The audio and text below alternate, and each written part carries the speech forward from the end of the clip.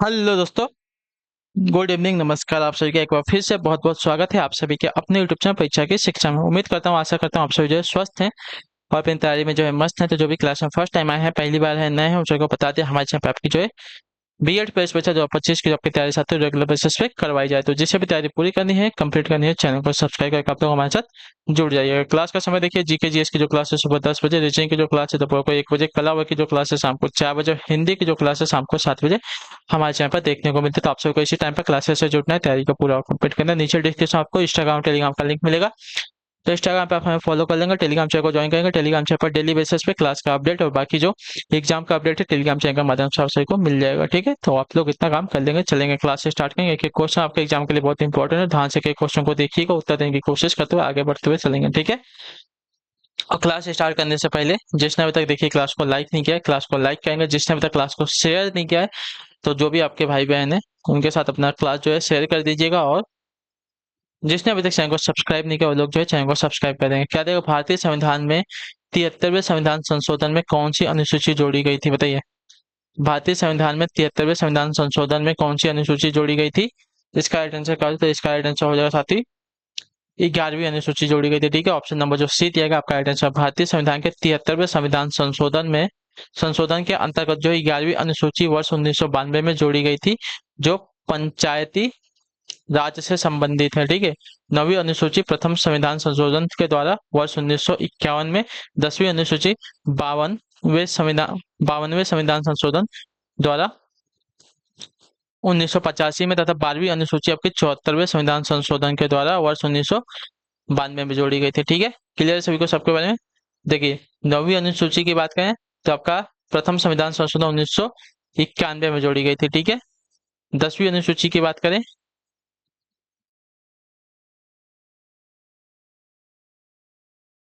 तो आपका एक तो 92वें संविधान संशोधन के द्वारा वर्ष 1985 में जोड़ी गई थी। और 12वीं अनुसूची की बात करें तो आपका 74वें संविधान संशोधन के द्वारा वर्ष 1992 में जोड़ी गई थी। ठीक है, क्लियर सभी को। और 11वीं अनुसूची आपकी जोड़ी गई थी वर्ष 1992 में, ये भी जोड़ी गई थी, लेकिन ये 73वें संविधान संशोधन के द्वारा जोड़ी गई थी। ठीक है, क्लियर सभी को। अगले क्वेश्चन की तरफ बढ़ेंगे। आपका है 52 नंबर। क्या दिया गया, निम्नलिखित में से कौन सा कलकत्ता का मतलब कौन जो है कलकत्ता का संस्थापक था? कलकत्ता का संस्थापक कौन था? तो आपका राइट आंसर हो जाएगा साथियों जॉब चार्नॉक। ठीक है, ऑप्शन नंबर जो बी दिएगा आपका जॉब चार्नॉक कासिम बाजार फैक्ट्री का मुख्य था, जिसने वर्ष 1690 ईस्वी में, ठीक है, 1690 ईस्वी में अंग्रेजी बस्ती के रूप में कलकत्ता की स्थापना की थी। ठीक है, क्लियर सभी को इसके बारे में। चलिए अगले क्वेश्चन की तरफ बढ़ेंगे। आपका है 53 नंबर। तापी गैस पाइपलाइन परियोजना में कौन सा देश शामिल नहीं है, बताइए।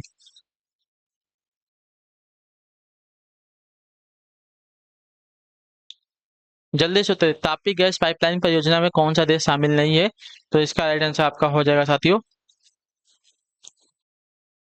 तुर्कमेनिस्तान। ठीक है, ऑप्शन नंबर जो सी दिया गया आपका right answer. Tapi gas pipeline परियोजना में भारत, पाकिस्तान, ईरान आदि शामिल है, जबकि आपका तुर्कमेनिस्तान इसमें शामिल नहीं है। अगला क्वेश्चन आपका है 54 नंबर प्रश्न। निम्नलिखित संगठनों में से किसकी सदस्य संख्या सर्वाधिक, बताइए। निम्नलिखित संगठनों में से किसकी सदस्य संख्या सर्वाधिक है?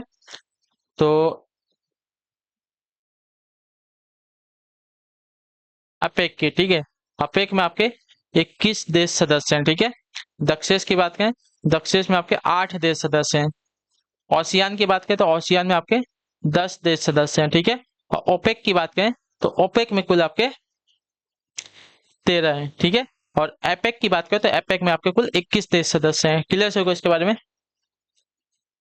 चलिए अगले क्वेश्चन की तरफ बढ़ेंगे। आपका है 55 नंबर। देश में वस्तुओं एवं सेवाओं पर विभिन्न करों के स्थान पर लागू एकल कर किस नाम से जाना जाता है, बताइए। इसके बारे में तो सभी को पता होगा, जीएसटी। ठीक है, जीएसटी के रूप में जाना जाता है। ऑप्शन नंबर जो सी दिएगा आपका राइट आंसर हो जाएगा। करारोपण के मामले में भारत में एक नए युग का शुभारंभ 1 जुलाई 2017 से उस समय शुरू हुआ, जब वस्तुओं एवं सेवाओं पर विभिन्न प्रकार के करों के स्थान पर एकल कर गुड्स एंड सर्विस टैक्स यानी कि जीएसटी लागू हुआ था। ठीक है, चलिए अगले क्वेश्चन की तरफ बढ़ेंगे। 56 नंबर बताने की कोशिश कीजिएगा। राइट आंसर, निम्नलिखित में से किस देश में इंटरनेट सेवा उपभोक्ता सर्वाधिक है, बताइए।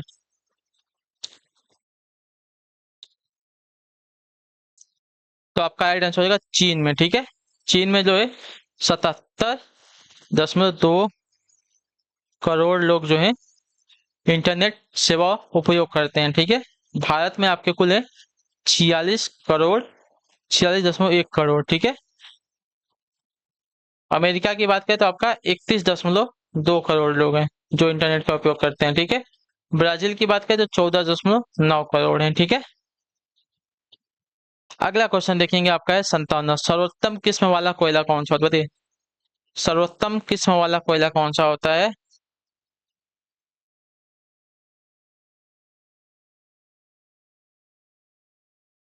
तो आपका राइट आंसर हो जाएगा साथियों एंथ्रासाइट। ठीक है, ऑप्शन नंबर जो बी दिया गया आपका राइट आंसर हो जाएगा। भारत में उपलब्ध शक्ति के साधनों में कोयला उद्योग का स्थान सर्वाधिक महत्वपूर्ण है। कोयला उत्पादन भारत का विश्व में चौथा स्थान रखता है। कोयले की प्रमुख 3 किस्में होती हैं, एंथ्रासाइट, बिटुमिनस तथा लिग्नाइट। इसमें जो है सर्वोत्तम किस्म का कोयला आपका एंथ्रासाइट होता है जो चमकीला काला होता है। ठीक है, इसमें सबसे कम धुआं तथा 2% से 5% तक जो है जल का अंश होता है।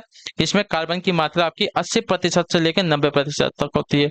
अगला क्वेश्चन आपका है 58 नंबर। भारतीय लघु उद्योग विकास बैंक यानी कि SIDBI की स्थापना किस वर्ष हुई थी, बताइए। SIDBI की स्थापना जो है किस वर्ष हुई थी? तो इसका राइट आंसर आपका हो जाएगा साथियों 1990 में। ठीक है, ऑप्शन नंबर जो ए दिया गया है करेक्ट आंसर होगा। भारतीय लघु उद्योग विकास बैंक यानी कि औद्योगिक विकास बैंक IDBI के पूर्ण स्वामित्व में एक सहायक बैंक है। इसकी स्थापना अप्रैल 1990 में हुई थी। ठीक है, SIDBI द्वारा अपनी एकल खिड़की सेवा के तहत भारतीय मुद्रा के साथ साथ विदेशी मुद्रा ऋण की भी लघु उद्योग को उपलब्ध कराए जाते हैं। ठीक है, SIDBI के जरिए। अगले क्वेश्चन की तरफ बढ़ेंगे। आपका है K2 या गॉडविन ऑस्टिन किस पर्वत श्रृंखला में स्थित है, बताइए।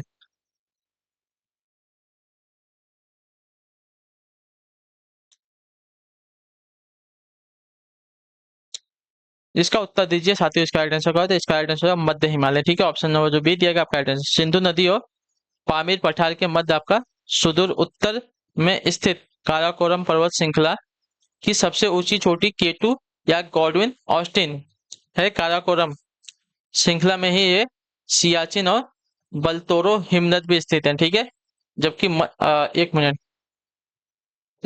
K2 आपका किस में है? मध्य हिमालय में नहीं है, काराकोरम में है। ठीक है, इतना दे, काराकोरम पर्वत श्रृंखला का हिस्सा है। तो ऑप्शन नंबर ए आपका ऐड होगा। ठीक है, अगला क्वेश्चन देखते हैं।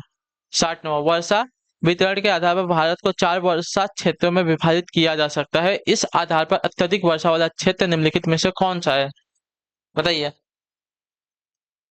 तो आपका राइट आंसर हो जाएगा साथियों अत्यधिक वर्षा वाला क्षेत्र अगर देखा जाएगा साथियों,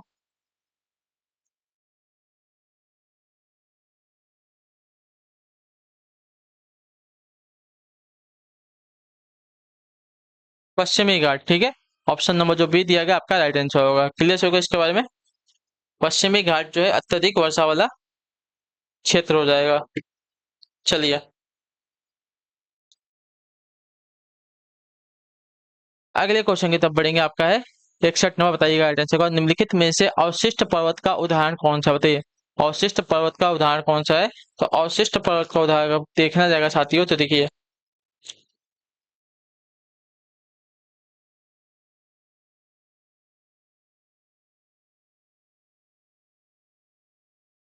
एक मिनट रुक जाइए।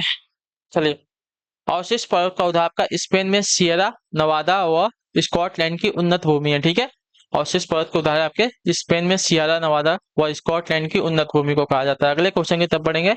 भाषण। सांची के स्तूप का निर्माण अशोक ने कब करवाया था, बताइए। सांची के स्तूप का जो निर्माण है अशोक ने कब करवाया था? तो आपका राइट आंसर 250 ईसा पूर्व में। ठीक है, ऑप्शन नंबर जो सी दिया गया साथियों आपका राइट आंसर होगा। ठीक, क्लियर हो गया यहाँ तक। सम्राट अशोक ने मध्य प्रदेश में सांची के स्तूप का जो निर्माण है 250 ईसा पूर्व में ईंटों से करवाया था। बाद में शुंग काल में इसका निर्माण क्षेत्र लगभग 2 गुना करा दिया गया तथा ईंटों के स्थान पर पत्थरों का जो है प्रयोग किया गया। ठीक है, अगला क्वेश्चन 63 63 नंबर बताने की कोशिश करेंगे। 63 पर राइट आंसर क्या हो जाएगा? ऋग्वेद में कितने श्लोक यानी कि सूक्त व प्रार्थनाओं का संकलन है? तो इसका राइट आंसर हो जाएगा साथियों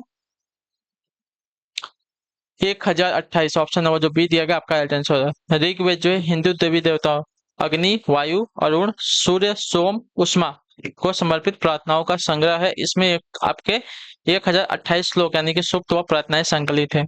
अगला क्वेश्चन आपका 64 नंबर।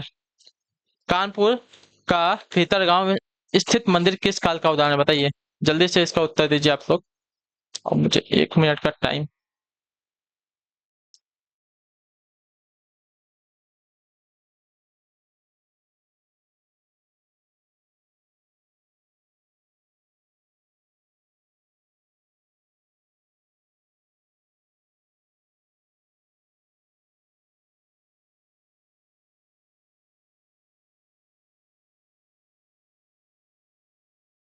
ठीक है, चलिए क्या पूछा गया था? कानपुर का भीतरगांव स्थित मंदिर किस काल का उदाहरण है? तो इसका राइट आंसर आपका हो जाएगा साथियों गुप्त काल का। ठीक है, ऑप्शन नंबर जो बी दिया गया राइट आंसर है। ठीक है, क्लियर हो गया यहाँ तक? हाँ या ना? चलिए अगले क्वेश्चन की तरफ बढ़ेंगे, ध्यान से 65 नंबर। पंचायती राज की त्रिस्तरीय व्यवस्था का सर्वोच्च सोपान कौन सा होता है? बताइए पंचायती राज का त्रिस्तरीय व्यवस्था का सर्वोच्च सोपान कौन सा होता है? तो इसका राइट आंसर आपका हो जाएगा साथियों जिला परिषद। ठीक है, ऑप्शन नंबर जो सी दिएगा आपका राइट आंसर। जिला स्तर पर जो स्थापित जिला परिषद पंचायती राज्य की त्रिस्तरीय व्यवस्था का सर्वोच्च सोपान होता है। ठीक है, यह संपूर्ण जिले के विकास के लिए कार्य करती है। इतना आप लोग को याद होना चाहिए। ठीक है, क्लियर रहना चाहिए। अगले क्वेश्चन की तरफ बढ़ेंगे, ध्यान से देखेंगे आपका 66 छाछा। अलाई दरवाजा का निर्माण किसने करवाया था? तो देखिए कुतुब मीनार के निकट स्थित आपका अलाई दरवाजा का निर्माण आपका सुल्तान अलाउद्दीन खिलजी ने करवाया था। ठीक है, क्लियर होगा तो ऑप्शन नंबर जो सी दिया गया आपका राइट आंसर हो जाएगा 1311 ईस्वी में बनकर तैयार हुआ था। अगले क्वेश्चन की तरफ बढ़ेंगे, आपका है 67 नंबर। किस युद्ध में अंग्रेजों ने फ्रांसीसियों को पूर्णतः पराजित कर दिया था? तो आपका राइट आंसर हो जाएगा साथियों किसका? अंग्रेजी और फ्रांसीसियों की बात कर रहे हैं, तो इसका राइट आंसर आपका हो जाएगा साथियों वांडी वासा के युद्ध में। ठीक है, ऑप्शन नंबर जो ए दिएगा आपका राइट आंसर होगा। अंग्रेजी सेना ने आयरकुट के नेतृत्व में वांडी वासा के युद्ध यानी कि 1760 ईस्वी में फ्रांसीसियों को पूर्णतः पराजित कर दिया था। ठीक है, अगले क्वेश्चन की तरफ बढ़ेंगे 68 नंबर। 68 मंत्रिपरिषद में निम्नलिखित में कौन शामिल नहीं होता है? तो आपका राइट आंसर हो जाएगा साथियों कैबिनेट मंत्री होता है, राज्य मंत्री होता है और उप मंत्री होता है। इस मंत्रिपरिषद में आपका कैबिनेट सचिव शामिल नहीं होता है। ठीक है, कैबिनेट सचिव इसमें जो है शामिल नहीं होता है। तो ऑप्शन नंबर जो सी दिया गया आपका राइट आंसर हो जाएगा। ठीक, मंत्रिपरिषद में मंत्रियों की 3 श्रेणियां होती है, कैबिनेट मंत्री, राज्य मंत्री और उप मंत्री। इस परिषद में आपका कैबिनेट सचिव शामिल नहीं होते हैं। ठीक है, अगला क्वेश्चन आपका है 69 नंबर। क्या देगा? ब्याज दर निर्धारित की जाती है कैसे? तो ब्याज दर की निर्धारण आपकी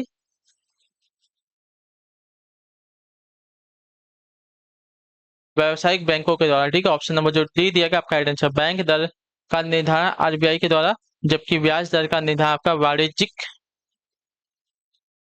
या व्यावसायिक बैंकों के द्वारा किया जाता है। ठीक है, क्लियर सभी को? चलिए अगला क्वेश्चन आपका है 70 नंबर। अशोक ने तृतीय बौद्ध परिषद कहाँ बुलाई थी? तो अशोक ने तृतीय बौद्ध परिषद आपकी 251 ईसा पूर्व में पाटलिपुत्र में बुलाई थी। ठीक है, ऑप्शन नंबर जो ये दिएगा आपका राइट आंसर हो जाएगा। चलिए अगले क्वेश्चन की तरफ बढ़ेंगे 71 नंबर। मानसिक रूप से अस्वस्थ व्यक्ति शिकार होता है किसका? तो इसका राइट आंसर आपका हो जाएगा साथियों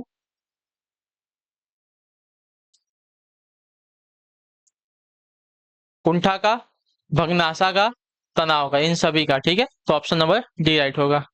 मानसिक रूप से अस्वस्थ व्यक्ति शिकार होता है कुंठा का, भग्नाशा का, तनाव का, इन सभी का हो जाएगा। ठीक है, चलिए 72 है। गोल गुंबज कहाँ है? बताइए गोल गुंबज कहाँ है? तो गोल गुंबज जो है वर्तमान में बात करें तो कर्नाटक के बीजापुर में है। ठीक है, ऑप्शन नंबर जो डी दिया गया आपका राइट आंसर हो जाएगा।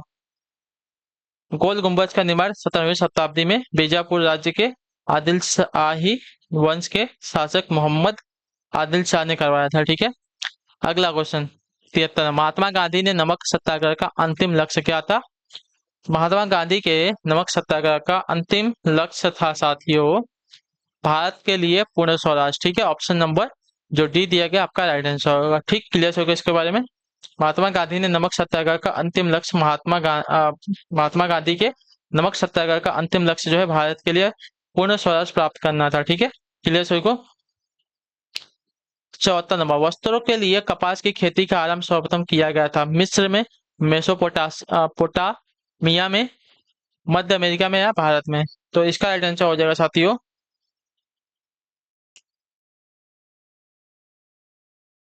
तो देखिए भारत में। ठीक है, ऑप्शन नंबर जो डी दिया गया आपका राइट आंसर होगा। वस्त्रों के लिए कपास की खेती का आरंभ सर्वप्रथम जो है भारत में किया गया था। वर्ष 1922 में मोहनजोदड़ो की खुदाई में कपास के सूत के साक्ष्य प्राप्त हुए। भारत में कपास जो है भारत से जो कपास है यूनान गई, जिसे यूनानी हिंडन के नाम से पुकारते थे। भारत में कपास की खेती का प्रारंभ आपका 3000 ईसा पूर्व में किया गया था, जबकि मिस्र में इसकी खेती जो है 2500 ईसा पूर्व के लगभग शुरू की गई थी। ठीक है, अगले क्वेश्चन की तरफ बढ़ेंगे। 75 आखिरी क्वेश्चन है, भारतीय संघ में रजवाड़ों का विलय अधिकाधिक किस वर्ष हुआ था? तो इसका राइट आंसर आपका हो जाएगा साथियों, वर्ष 1948 में हुआ था ना। तो ऑप्शन नंबर 47 में होता है, 48 में नहीं 47 में होता है। ठीक है, तो ऑप्शन नंबर जो बी दिया गया आपका राइट आंसर। भारतीय संघ में अधिकांश रजवाड़ों का विलय जो है वर्ष 1947 में हुआ था। 15 अगस्त 1947 तक जूनागढ़, जम्मू एवं कश्मीर तथा हैदराबाद को जो है छोड़कर सभी रजवाड़े भारत में जो है शामिल हो गए थे, तथा वर्ष 1948 के अंत तक इन तीनों रियासतों को भी जो है इसमें बाध्य कर लिया गया।